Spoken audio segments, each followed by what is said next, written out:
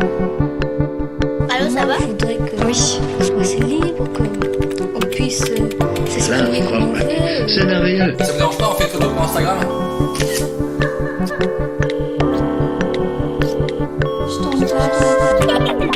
C'est vraiment très pratique. Vous pourrez m'apprendre? Bien sûr, si vous voulez. On peut totalement dire que j'ai créé mon propre Erasmus à domicile suite à cette expérience post-it et cette opération post-it et résidence, oui. On croise ses voisins tous les jours, sur le palier, dans l'ascenseur, ou près des boîtes aux lettres, au moment de relever le courrier. Pourtant, on ne se parle jamais vraiment. On se contente d'un bonjour poli et on passe son chemin. C'était le constat de Thomas, mais il a décidé de ne pas en rester là et de se fixer un objectif: créer du lien avec ses voisins. Et c'est derrière son écran d'ordinateur qu'il a rendu tout cela possible. Grâce à la technologie du QR code et un peu de créativité, il a réussi à créer une véritable communauté avec les habitants de sa résidence. Thomas nous raconte son histoire dans cet épisode. Vous écoutez Hyperlien, le podcast qui vous raconte les histoires de celles et ceux qui utilisent les nouvelles technologies pour créer du lien. Autrement.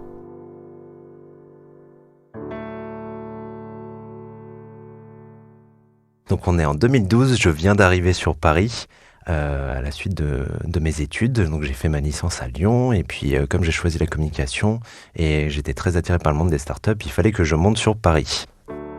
J'habite dans un premier temps dans un tout petit appartement. C'est une résidence étudiante, un immeuble tout à fait classique qu'on peut trouver dans Paris, sauf que c'est des tout petits appartements et c'est évidemment extrêmement cher. Il se trouve qu'en 2012, au moment où je suis dans cette résidence, je fais également un stage dans un institut de sondage qui m'amène pour un salon à réfléchir à un support un peu innovant et qui coûte pas cher. Donc du coup, je propose à mon employeur d'utiliser pour la première fois un QR code. Visuellement, le QR code, ça ressemble à un code barre plutôt carré avec des gros pixels dessus. Le principe du QR code, c'est on flash quelque chose et ça nous envoie sur Internet. Vous utilisez un smartphone ou vous utilisez n'importe quel un lecteur de QR code, vous le flashez dessus et ça va vous permettre de vous rediriger directement vers l'adresse qui est encodée dans ce QR code sur Internet. C'est là où j'ai découvert pour la première fois l'utilisation et l'attractivité autour du QR code que pouvaient en avoir les gens.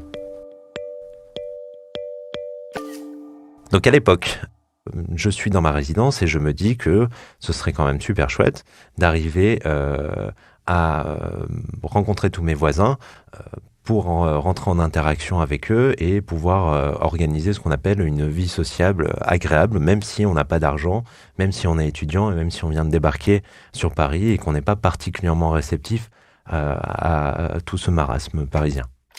Donc première étape, je rencontre ma voisine de palier directement. Et c'est avec elle que je commence à réfléchir, à brainstormer sur comment est-ce qu'ensemble on pourrait arriver à essayer de changer les choses là où on vit. Donc après avoir longuement discuté avec ma voisine de comment on pouvait rendre les gens dans la résidence plus heureux en général, je me dis tiens, le support du post-it, qui est un support totalement banalisé dans le monde actuel et que tout le monde connaît un petit peu, ce support-là, si je l'associe au fait que il y ait à peu près 170 appartements dans cette résidence, je me dis que je peux peut-être déployer une action de com intéressante et que je commence à pressentir qu'entre le post-it et ce que je souhaite faire, il peut y avoir là l'outil dont j'ai absolument besoin pour faire un grand coup à un seul moment donné sur toute la résidence. Je décide de créer 170 post-it différents et de les coller dans la nuit du vendredi à samedi à chacune des portes de la résidence. Ce vendredi soir-là, j'attaque le projet post-it à peu près à 23h. J'ai quelques voisins qui me rejoignent pour une demi-heure, etc. Je crois qu'à 1h du matin, j'ai un autre voisin qui vient me rejoindre, que je n'avais jamais vu de ma vie. Je lui explique le principe de mon projet. Et il décide de rester avec moi jusqu'au bout de l'opération, parce que faire 170 post-it, c'est chiant. Mais là, c'était extrêmement agréable. Donc on regardait des bêtises sur Internet, on rigolait, on apprenait à se connaître, et puis en même temps, on essayait de trouver une phrase différente. C'était ça le vrai challenge opérationnel, trouver une petite phrase qui allait faire sourire n'importe quel résident à son réveil, dès le lendemain.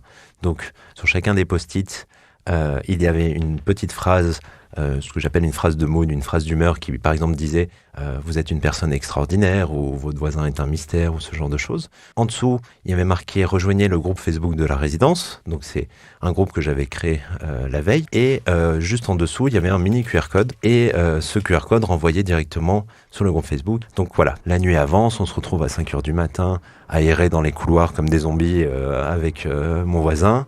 Et à se rendre compte qu'il nous manque 5 post-it parce qu'on a mal compté ou ce genre de choses, à refaire les post-it parce qu'on pouvait pas laisser certaines portes comme ça sans post-it alors que toutes les autres en auraient eu, et à franchement bien rigoler et à construire le début d'une amitié qui a duré pas mal de temps.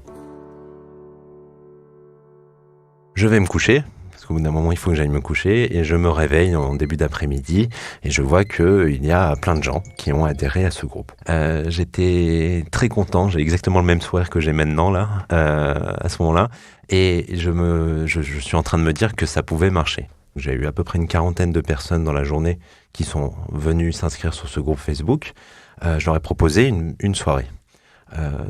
Et donc le samedi soir, on s'est retrouvé à une 12aine de personnes. Personne ne se connaissait d'avant, personne n'avait discuté avec les autres avant, mais on a pu discuter, échanger. J'ai tout de suite vu que les gens étaient un petit peu fascinés par ce concept de post-it, QR code, de groupe Facebook et compagnie. À l'époque, en effet, utiliser un QR code sur des post-it, c'était pas quelque chose de banal. Beaucoup de gens me demandaient un peu plus d'explications ou étaient curieux de pourquoi j'en étais arrivé à vouloir d'un seul coup créer 170 post-it et communiquer avec mes voisins.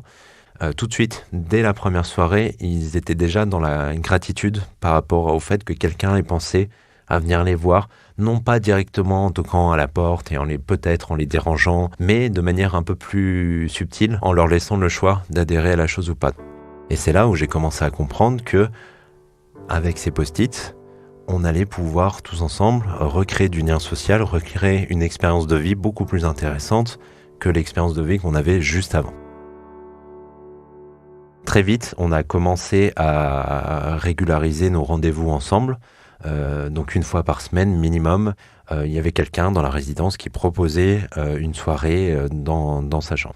À chaque fois qu'on organisait ce genre de soirée, on se sentait extrêmement heureux et reconnaissant que l'univers nous ait permis d'une manière ou d'une autre de nous rassembler ensemble. On pouvait regarder les matchs de foot, on pouvait essayer de s'organiser s'il nous manquait des petites choses, par exemple du lait pour du thé ou un tire-bouchon ou n'importe quoi, on pouvait le poser à n'importe quelle heure sur le groupe Facebook. Souvent, il y avait toujours quelqu'un de connecté qui pouvait répondre à tout ça. On se retrouvait parfois avec un post Facebook et avec une 40aine de commentaires associés dans la même journée. Conclusion, 1 année et demie après, on avait cumulé à peu près une soirée par semaine pendant 1 an et demi et on est arrivé jusqu'à 70 adhérents dans le groupe.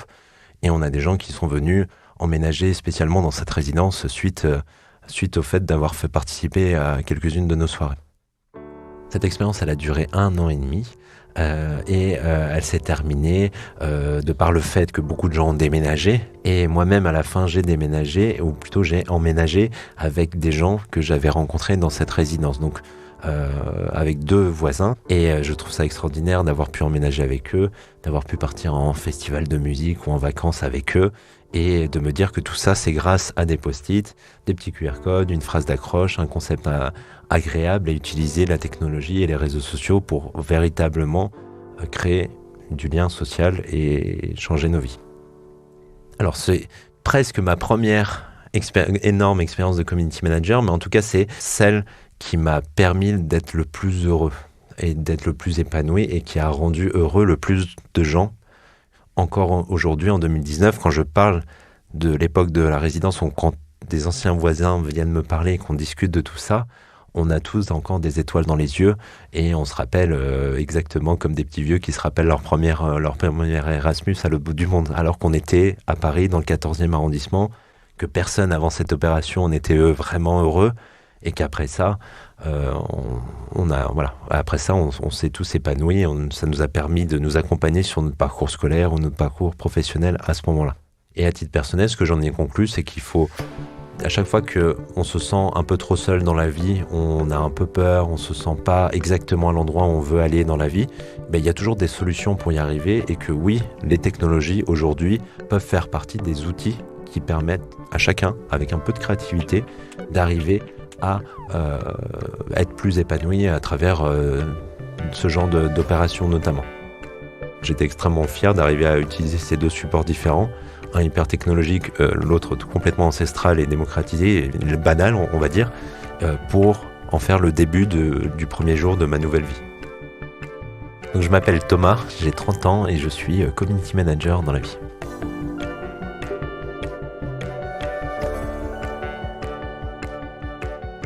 C'était Hyperlien, un podcast d'Orange. Cet épisode est disponible sur toutes les plateformes de podcast, iTunes, SoundCloud, YouTube, Google Podcast et toutes les autres. Ce podcast est réalisé par Louis Créative. Surtout, n'hésitez pas à nous dire ce que vous en avez pensé dans les commentaires et à nous donner plein d'étoiles. À très vite.